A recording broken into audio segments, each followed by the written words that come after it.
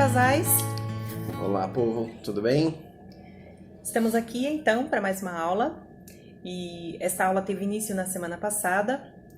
O título dela é Um para o Outro e Ambos para Deus. Demos a introdução na semana passada e hoje daremos continuidade ao que nós aprendemos. Só lembrando um pouquinho, o tema central, dessa introdução foi a questão de que após haver criado todas as coisas, Deus viu que o homem estava só e que isso não era bom. Então, ele criou a mulher. É isso aí. E Deus fez a mulher, vocês já sabem disso, mas só para reforçar, para auxiliar o homem no cumprimento da missão. O homem tinha uma missão dada por Deus e a mulher foi criada por Deus justamente para auxiliar no cumprimento disso. Essa palavra, a gente está falando de auxiliar o homem, e a gente, infelizmente, as pessoas entendem essa palavra auxiliadora como algo depreciativo, né? Como alguém não tão importante, está lá ajudando, né? Auxiliando, né? Então essa palavra gera confusão, frustração, né? Servo. No Antigo Testamento a gente pode perceber que isso é exatamente o oposto. E no Antigo Testamento ele descreve a mulher como auxiliadora do homem em várias referências, e até essa questão de auxiliadora, o termo lá é usado em Salmos, ele descreve da mesma forma o próprio Deus como o nosso auxiliador. Então, esta palavra que foi colocada em Gênesis, que a mulher foi criada para auxiliar o homem, ela também é usada da mesma forma, usando o próprio Deus como o nosso auxiliador. Então é importante que você esquece esse preconceito do que a palavra auxiliador pode parecer para você, tá? Lembre que Deus foi e é o nosso auxiliador. Isso está lá no livro de Salmos, ok? Essa questão da mulher ser auxiliadora e de ambos se completarem, nós também podemos ver aí um auxílio mútuo. Esse auxílio mútuo reflete também, como nós já estudamos lá no capítulo 1, que o casamento é semelhante à Trindade. Essa imagem e semelhança que Deus também coloca na criação, coloca na instituição do casamento, lá em Gênesis 1, 26 e 27, quando Deus disse: façamos o homem à nossa imagem, conforme a nossa semelhança. Então, é essa questão dos dois serem um e os dois trabalharem juntos, cada um desempenhando o seu papel. Esse é o reflexo dessa complementariedade entre Pai, Filho e Espírito Santo. Homem e mulher se completam e se auxiliam, refletindo então essa trindade. E quando nós discutimos isso, quando nós conversamos sobre isso, nós entendemos que todas as vezes que nós utilizarmos os termos, a submissão respeitosa da mulher e a liderança amorosa do homem, sem levar em consideração o propósito do casamento, essa discussão está fadada ao fracasso. Ela vai ser uma discussão que vai levar ao entendimento de que a submissão da mulher, que deveria ser uma submissão respeitosa, conforme Efésios 5, 22, que eu vou pedir para o Weber ler aqui para mim, e a autoridade, a liderança amorosa do homem em Efésios 5, 25, se isso não for tratado à luz do propósito do casamento, que é refletir a imagem de Deus, que é representar a Trindade, essa discussão não vai dar certo porque ela está com um propósito em si mesma e não com um propósito no que Deus pensou para o casamento. Então, em Efésios 5:22, mulheres, sujeite-se cada uma a seu marido como ao Senhor. 5:25. E o 5:25, maridos, ame cada um a sua mulher, assim como Cristo amou a igreja e a entregou-se por ela. Eu lerei 2 notas do autor aqui que nós achamos interessantes. Assim como na Trindade, o Pai, como a fonte da divindade, tem certa precedência sobre o Filho e o Espírito, mas todos são igualmente Deus em interdependência eterna, assim é com o homem e a mulher na comunhão que Deus planejou e criou. Pai e filho são igualmente Deus. Outra vez, porém, envolve uma diferenciação ordenada. Dentro da unidade do ser triuno, Deus Pai não é filho e o filho não é o pai. O pai, como fonte da divindade, gera eternamente o filho. Igualdade diferenciada ou ordenada, mais uma vez, caracteriza o relacionamento que serve como outro modelo para o relacionamento entre homem e mulher, marido e esposa. O reverendo Augusto Nicodemos também reconhece a importância desse princípio. Ele diz, partindo do relacionamento entre pai e filho, Paulo estabelece uma hierarquia que desce até a família. Uma ordenação divina que começa em Deus Pai e termina nos filhos. Se formos seguir a cadeia hierárquica até o fim. Os que entendem a posição de submissão da esposa como uma coisa já passada, restrita ao pensamento machista da sociedade patriarcal daquela época, deixam sem explicação o sólido ancoramento teológico de Paulo nos relacionamentos internos da Trindade.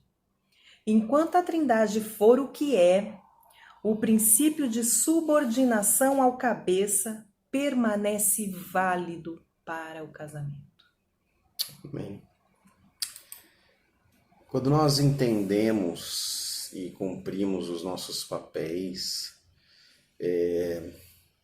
percebemos então o que falta no outro e refletimos assim a imagem e a glória do Senhor.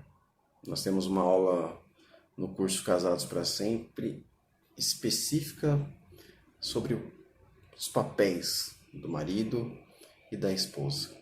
O fato é que quando desempenhamos isso, nós refletimos a imagem e a glória do Senhor. E nós fomos criados para isso, para a glória de Deus. Então, juntos, nós podemos cultivar e cuidar melhor do nosso jardim, que hoje é o nosso campo. Ok? Deus fez a mulher para complementar o homem no cumprimento da missão. Como nós já falamos no comecinho sobre essa palavra auxiliadora, a auxiliadora idônea conforme seu oposto. Então Deus preparou aí um audiovisual para Adão reconhecer o que ele já sabia, que ele estava sozinho e incompleto. Quando a gente viu, fez aquele replay na aula passada, Adão foi criado, começa a perceber lá, quando ele começa a desempenhar a sua função de dar nome aos animais, ele vê lá, dá nome boi para vaca e etc. E percebeu isso e sentiu só. Então Deus já sabia disso, né? E Adão estava sozinho e incompleto naquela hora. Então, indo agora para Timóteo 2,13, vou pedir para o Weber ler novamente para mim. Nós vamos ver, né, seguindo aí o que o Weber falou, que a mulher foi criada depois do homem. 1 Timóteo 2,13, porque primeiro foi formado Adão e depois Eva. Então, Adão estava sozinho e incompleto. Na ordem da criação, o homem e mulher foram orientados um para o outro, mas de modo diferente. Eles precisam um do outro, de modo diferente. O homem precisa de ajuda e a mulher precisa ajudar. Essa é a ordem que Deus criou. Foi desta forma que Deus criou. O homem, ele foi chamado para trabalhar. Lá nós vemos na criação, quando Deus colocou para o homem o que ele deveria fazer. E quando ele criou a mulher para ser essa auxiliadora idônea, ele foi chamado para trabalhar e ela deve ser a sua ajudadora nesse trabalho. Ela também é chamada a trabalhar, mas por meio do serviço dele. É interessante, nós temos uma ilustração aqui também que fala do exemplo das nossas mãos. Nós temos duas mãos e que se nós colocarmos uma sobre a outra, elas são diferentes. Mas se nós virarmos do lado oposto e colocarmos as duas juntas, elas se completam. Elas ficam iguais. E se nós entrelaçarmos os dedos, nós veremos então que estamos mais juntos, unidos e mais fortes. Então, essa ilustração serve para entender o homem e a mulher. São semelhantes, ao mesmo tempo são diferentes, são opostos, mas se complementam. Eles podem ser iguais e juntos são mais fortes. Essa é a ideia do idônea, alguém que seja idônea, alguém que o complemente, que o auxilie. Estamos falando para uma classe de pessoas que já estão casadas, então você já conhece a pessoa, seu cônjuge. Se você está casado há mais tempo, você conhece bem mais o seu cônjuge. Se você é um recém-casado, você ainda não conhece completamente o seu cônjuge, mas vai conhecer. A gente tem falado bastante dos papéis e que um completa o outro nas suas respectivas funções. O autor coloca uma coisa bastante interessante, e eu vou ler aqui diretamente aqui no livro, a nota que o autor coloca, mas só acrescentando que você não é perfeito, a sua esposa não é perfeita, e vocês precisam literalmente um do outro. E ele fala o seguinte: se você quer um cônjuge que não exija de você muitas mudanças, isso significa que também está à procura de alguém quase perfeitamente equilibrado. Alguém que não dê muito trabalho em termos de problemas pessoais. Está, portanto, à procura de uma pessoa ideal, feliz, saudável, interessante e satisfeita com a vida. Nunca houve na história uma sociedade repleta de pessoas tão idealistas naquilo que procuram num cônjuge. Parece quase paradoxal concluir que esse novo idealismo levou a um novo pessimismo acerca do casamento. Um casamento centrado no ego requer dois indivíduos perfeitamente equilibrados e felizes, com poucas carências emocionais e falhas de caráter que precisam ser trabalhadas. O problema é que não existe praticamente ninguém assim disponível.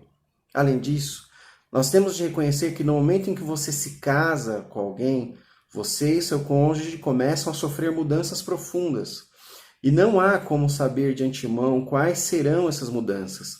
Mas ao contrário do que alguns pastores e filósofos contemporâneos têm sugerido, de que as mudanças entre duas pessoas ao longo dos anos servem como justificativa para separação, divórcio e recasamento, é justamente o compromisso da aliança conjugal que dá liberdade e segurança para que essas mudanças aconteçam num contexto de amor incondicional. Essas questões todas de discussões, quando a gente precisa chegar em um acordo, é exatamente isso a questão do casamento. Pessoas diferentes, com opiniões diferentes, e é onde nós temos que abrir mão do nosso eu, do nosso gosto pessoal, para ouvir o nosso cônjuge e que os dois juntos tenham a melhor decisão.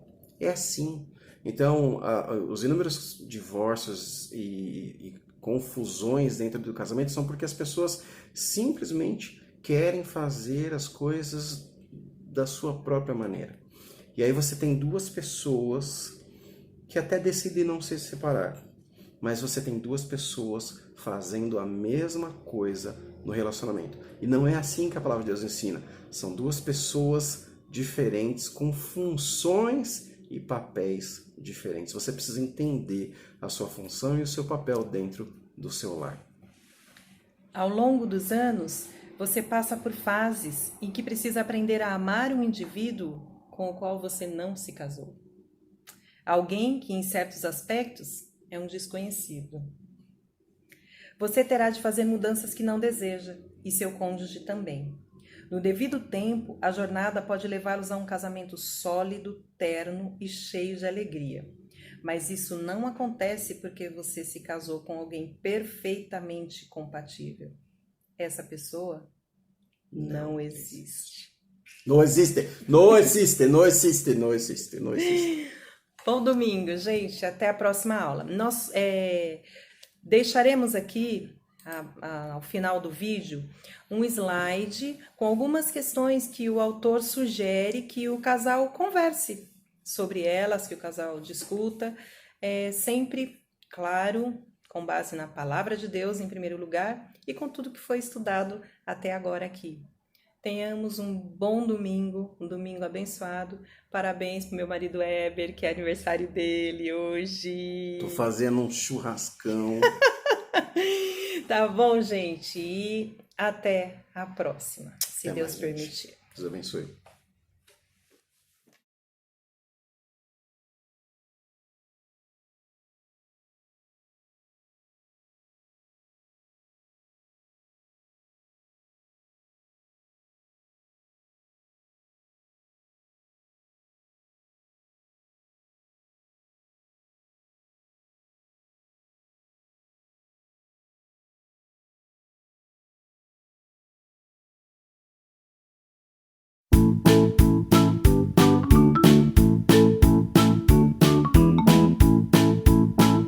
Oi, tudo bem, pessoal? Oi, gente. Boa noite, povo. Verdade, ele criou a mulher. Deus então fez o homem e ele depois fez a mulher quando volta.